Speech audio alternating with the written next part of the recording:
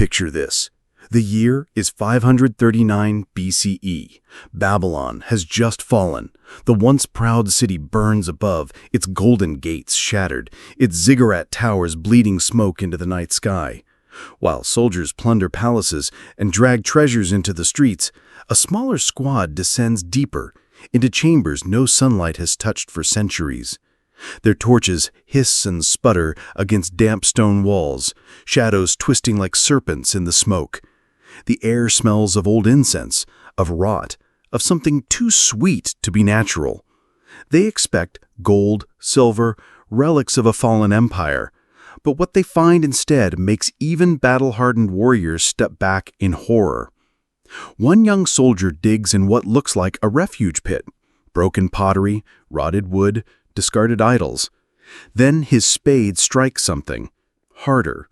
He brushes away dirt, expecting a chest of treasure.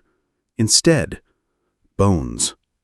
Too small to be a soldier's, too fragile to be an elder's. The unmistakable skeleton of a child. But it is what surrounds those bones that chills the blood. Dozens of clay tablets scattered like leaves around the body, each scrawled with frantic cuneiform scratches. The captain lifts one with trembling hands. He is beneath. Another, do not wake what sleeps below. And another still, the 13th moon brings his return. The soldiers exchange glances. They came for treasure. Instead, they have uncovered a secret the priests of Babylon tried desperately to bury. A truth so terrible it had been entombed with warnings. And this story doesn't begin here in the ruins. It begins 13 years earlier, with a boy who wanted nothing more than to make his mother proud. A boy named Shamash-Edi. A boy chosen for something so horrifying that even priests dared not write it plainly. How does a child end up buried in secret beneath the holiest temple of Babylon? What ritual was so cruel, so unspeakable, that an empire wrapped it in silence? And why even centuries later do whispers say you can still hear breathing beneath the ruins? Tonight, we pull back the veil.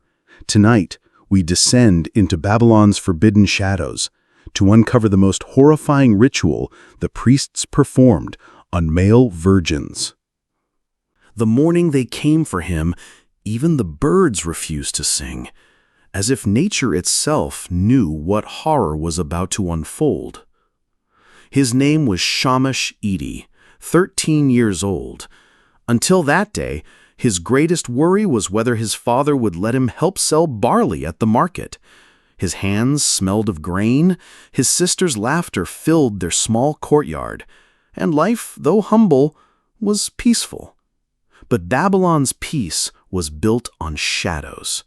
Shadows that reached into homes when the priests came calling. That morning, 3 priests in white robes appeared at the door, their sandals leaving no dust, as though the earth itself feared to cling to them. 2 temple guards followed, spears flashing, and behind them walked the Selector. Every family in Babylon knew her. Every mother prayed never to hear her copper bells ringing in the street. She was the hunter of purity, her eyes trained to find what the temple desired most: untouched boys, innocent vessels. "We seek the one marked by heaven," she declared, her voice heavy with ritual. Everyone knew what that meant. Virgin boys. Shamash's mother's face drained of color.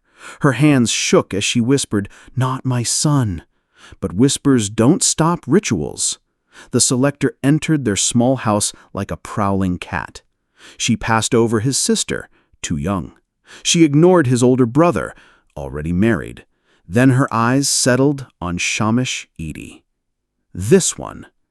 The words were simple, final, irrefutable. Chaos erupted. His mother fell to her knees, clawing at the robes of the priests, begging. His father shouted, offered bribes, even threatened, but the temple's word was absolute. When the gods wanted a boy, no parent's love could stop them. You should be honored. one priest said coldly. "Your son will serve the gods themselves." But everyone knew the truth. Boys chosen for the inner rituals did not return. Shamash's mother clung to his ankles, desperate, her cries echoing through the house. For a brief moment, he believed her love might save him, but rough hands pulled him away, and the last sound of his childhood was her scream, breaking the morning air. They dressed it up with beautiful lies, chosen, blessed, divine service. But every family whispered the same truth. Boys taken by the temple were devoured by its secrets. As they marched him through the streets, citizens looked away. Merchants pretended to harbor louder. Neighbors vanished behind doors. Everyone knew what the bells meant, but no one spoke. Babylon was a city that had learned silence. The selector walked ahead, copper bells chiming with each step, the lullaby of doom. Shamash tried to remember everything: the smell of baking bread, the warmth of the sun, the laughter of his friend Enlil in the marketplace. He clung to these details because deep down he knew these were the last simple joys he would ever feel. When they reached the temple, its massive ziggurat loomed above like a mountain of mud, brick, and ambition. But the priests didn't lead him to the grand stairs where festivals were held. They pulled him toward a smaller, darker entrance. A door without insignia, guarded by men whose faces were as blank as stone. 13 boys had entered that door in the last 3 years. Not one had ever been seen again. As the gates shut behind him, the light of Babylon disappeared. And Shamash Edi, barley seller's son, beloved child, trembling boy, stepped into the belly of an empire that would strip him of everything. The moment the temple door slammed shut, the world changed. The smell hit him first, not incense of prayer, but incense thickened into suffocation. Frankincense burned with something metallic beneath it. Later, he would realize the metallic tang was blood, old blood. The narrow passageway twisted downward like the throat of a beast. Oil lamps flickered against walls carved with prayers older than Babylon itself, words Shamash could not read, words that seemed to watch him back. The selector's bells chimed once. Wait here. And then she was gone, leaving him in a stone chamber that felt like a tomb. At first, silence, then voices, faint, broken, chanting in rhythms that didn't belong to human throats. The language predated Sumer, older than even the myths of creation. Each word slithered across his skin, making his hair stand on end. The door creaked. Another boy entered, older, maybe 14, his head shaven, his body draped in a rough robe that hung from a frame too thin, too starved. His eyes looked decades older. New one? His voice was cracked, like someone who hadn't spoken in years. Shamash could only nod. They'll want you clean first. Clean. Purified. That's what they call it. He led Shamash down a corridor where shadows shifted unnaturally. Boys sat in silence against the walls, rocking, whispering, some scratching symbols into stone with their fingernails until the nails themselves tore away. He realized the marks weren't random. They were desperate attempts to escape through solid rock. "Don't stare," the older boy hissed, "and don't ask about the ones who aren't here anymore." The purification chamber reeked of lotus and copper. Priests in bronze masks entered without sound, their faces hidden behind beaks of birds and beasts. The sight froze Shamash's blood. Their voices scraped like stone grinding on stone. "Remove him." Hands grabbed him. They stripped him naked, burned his clothes, shaved every hair from his body.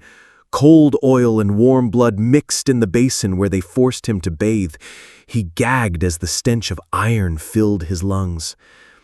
"You are no longer Shamash-Idi," one priest intoned, dipping fingers into blood and smearing symbols across his chest.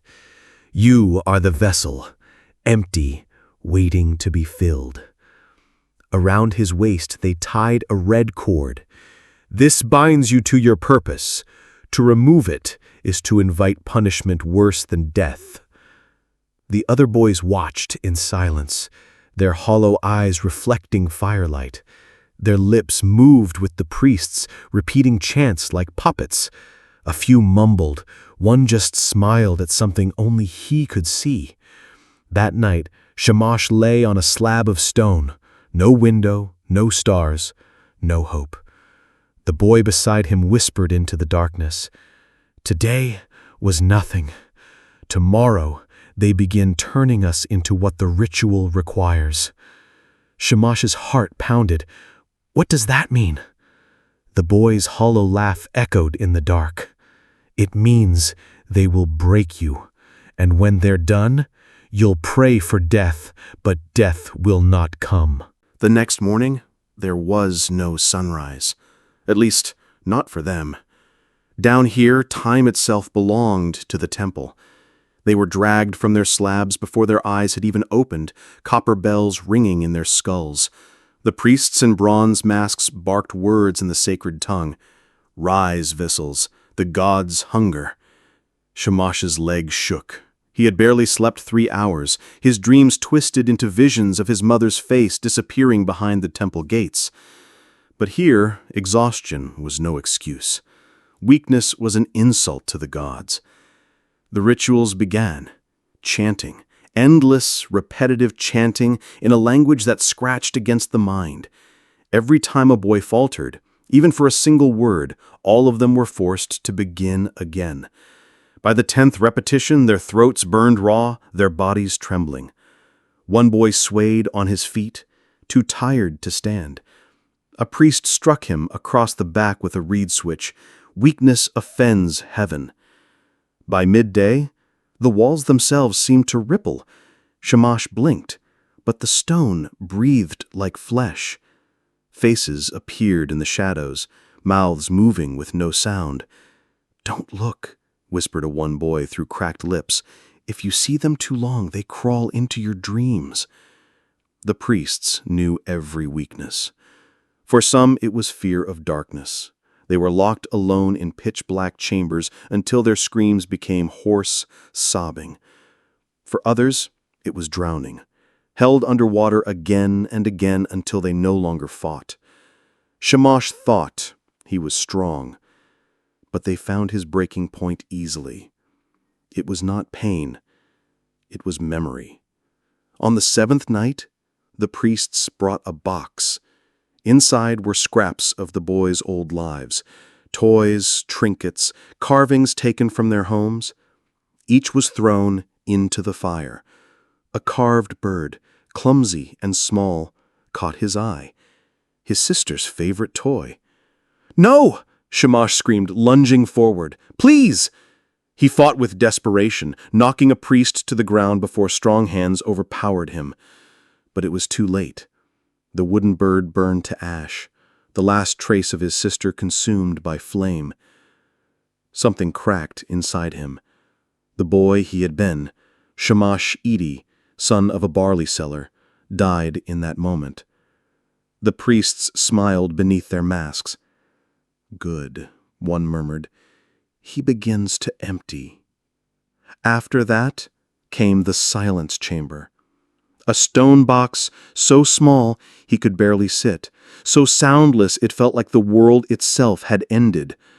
Hours blurred into days. His mind clawed at the silence, begging for voices, for anything.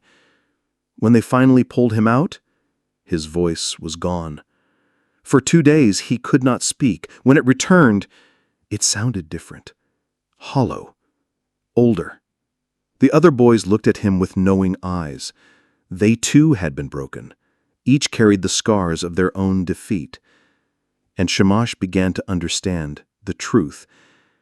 The temple wasn't training them for ritual. It was erasing them. Breaking down their names, their memories, their very souls, until only vessels remained. It was the 13th night. By then, Shamash had forgotten the rhythm of real days. He had no sky, no sunrise, no sunset, only bells, chants, punishments, and silence. His name no longer belonged to him. He was vessel, nothing more. That night, they blindfolded the boys with strips of black cloth and led them down staircases that twisted endlessly. Each step echoed like thunder in the silence. The air grew colder, damp, heavy. When the cloths were removed, Shamash wished they had left them on. The chamber was circular, carved from a stone that did not belong to Babylon. Black, seamless, too smooth for human tools.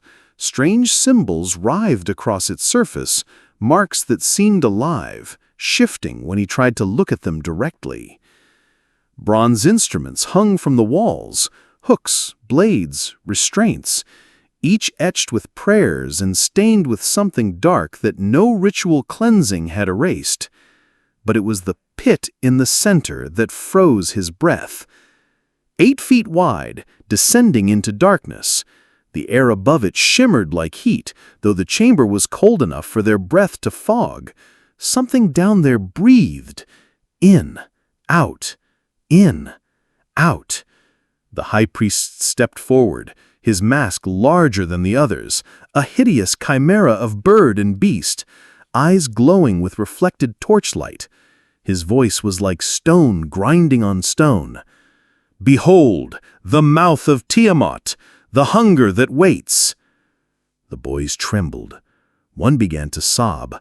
Another's knees buckled. Shamash felt his body lock in terror. From the pit came a sound. Not human, not animal.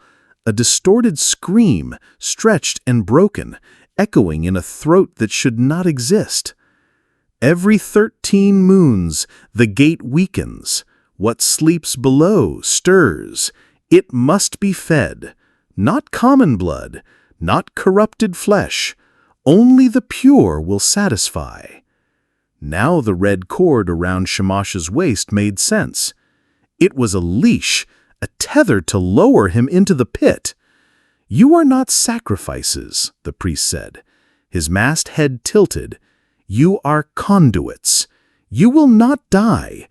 Death would end your usefulness too quickly. The binding requires suffering. Your pain is the bridge between worlds." The boy beside Shamash collapsed, sobbing, whispering for his mother. The priests watched without pity. "Tears are good," one murmured. "Salt and sorrow have power."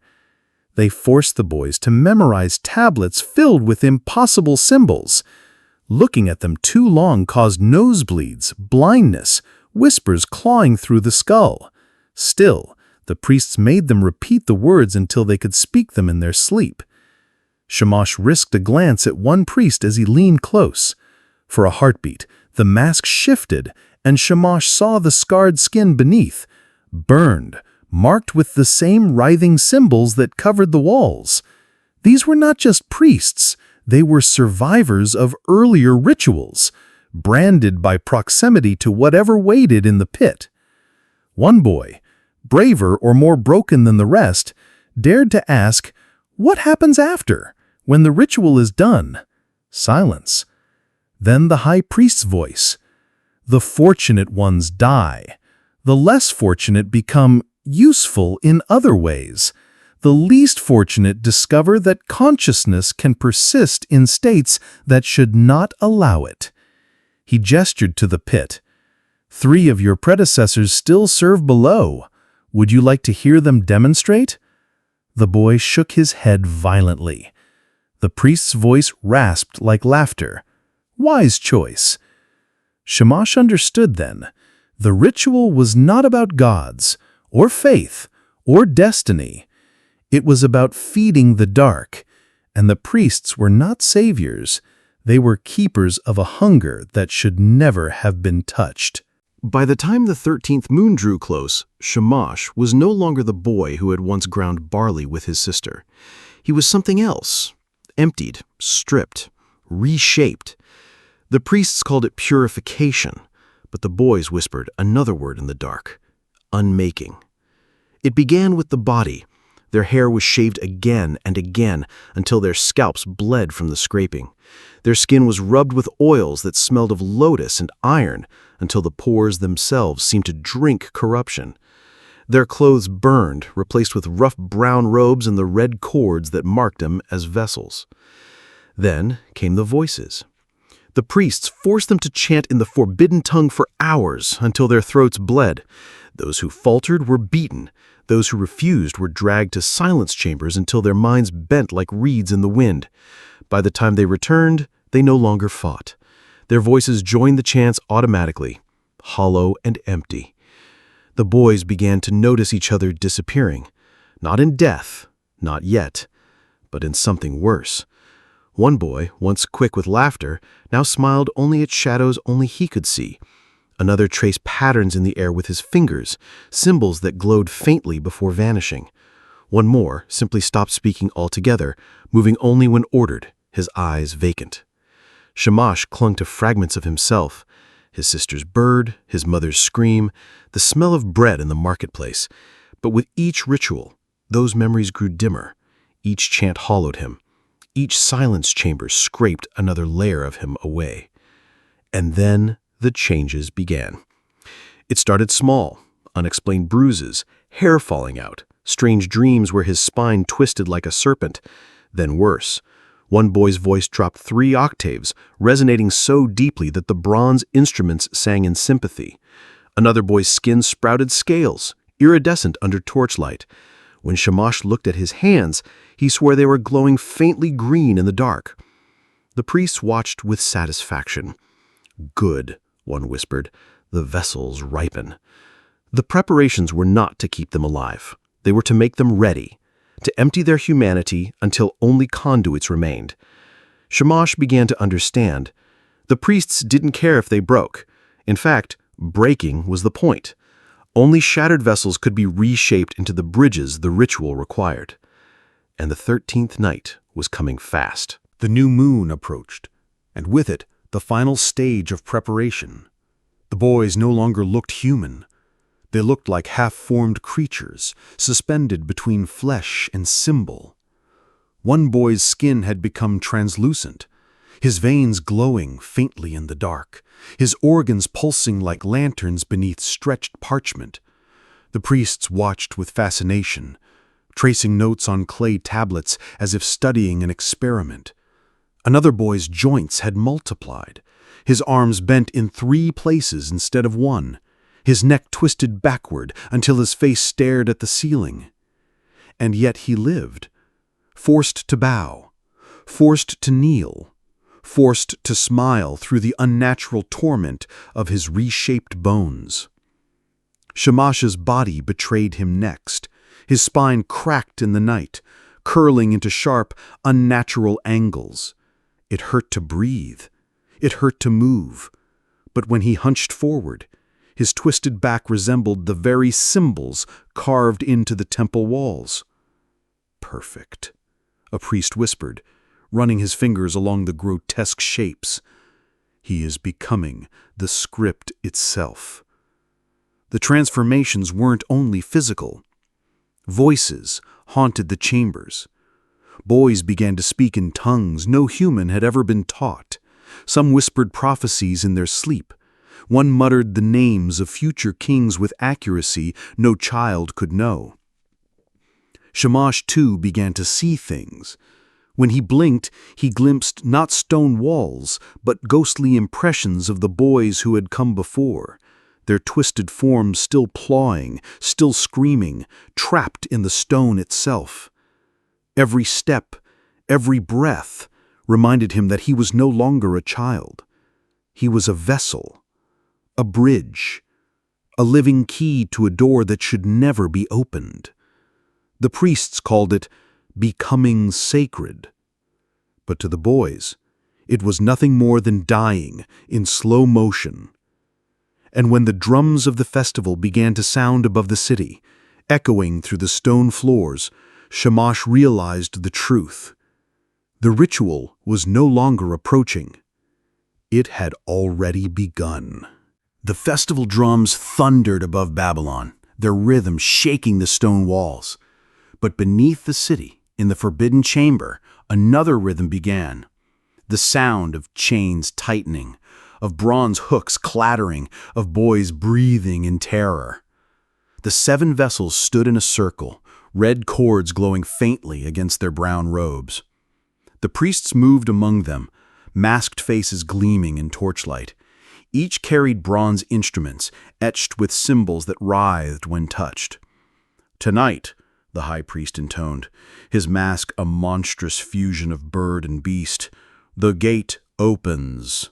The boys were stripped naked, their twisted bodies trembling in the cold. Shamash's spine jutted like jagged mountains, glowing faint green in the darkness. Another boy's translucent skin revealed organs pulsing like living jewels. A third whimpered as his joints bent backwards under the priest's hands. The cords around their waists were fastened to pulleys above the pit.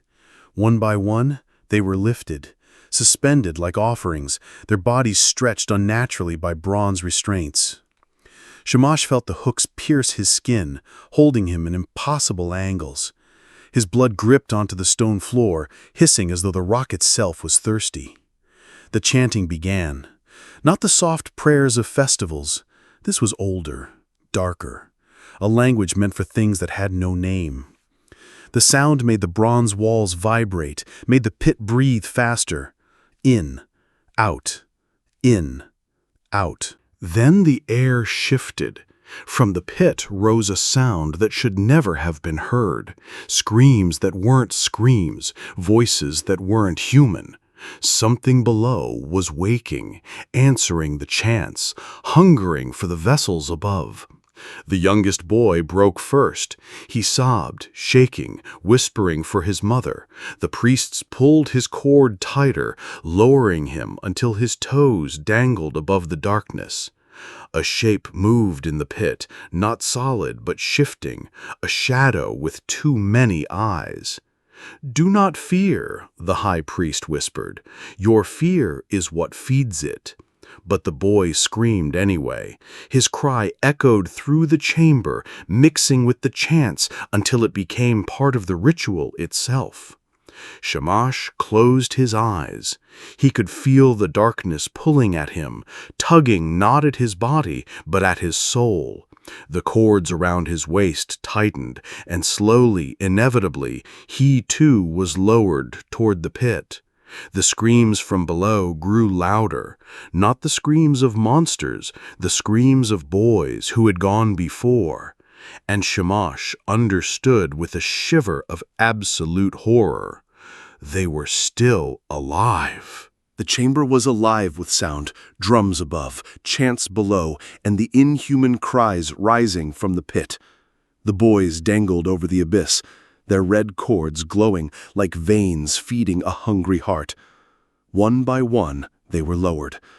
The first screamed until his voice tore apart.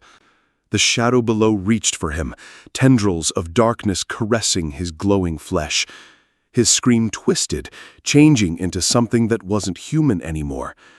By the time it echoed back up, it was no longer a boy's cry. It was the voice of the pit itself.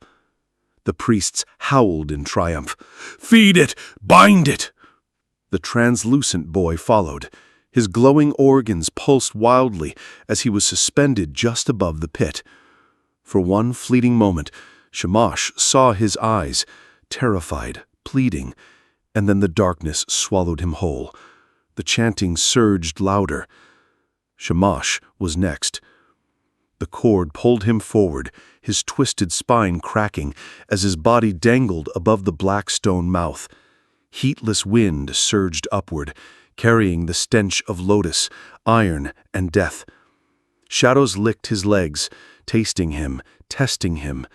The high priest leaned close, mask inches from Shamash's glowing face. "You are the vessel. Do not resist. If you resist, the gods themselves will tear you apart." But something inside Shamash resisted anyway. He remembered his sister's wooden bird, his mother's scream, the marketplace's sun, the fragments of humanity that the priests had tried to burn away but had failed to erase. And for a single heartbeat, he defied them. He screamed not in terror, but in rage. No more. The pit roared in response. The darkness surged upward, flooding the chamber, devouring torches, swallowing the chants. The priests stumbled, their masks cracking, their bodies bending under the same horrors they had forced upon children. One priest tore off his mask, his face scarred, half melted, his eyes glowing green. He screamed, and the darkness pulled him down, piece by piece, until nothing remained. The cords snapped. Boys fell screaming into the pit. Some vanished, others fused with the walls, their twisted forms forever etched into the stone. Shamash felt himself falling too, but instead of surrendering, he clung to the memory of his sister's laughter.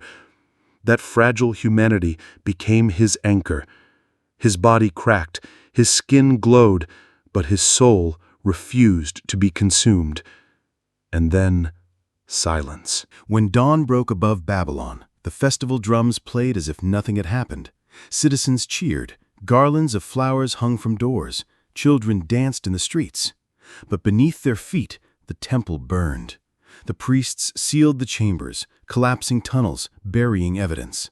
The official story was simple.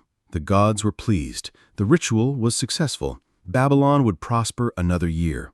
But whispers told a different story. Walls that breathed, shadows that wept, children who dreamed of twisted boys crawling through stone.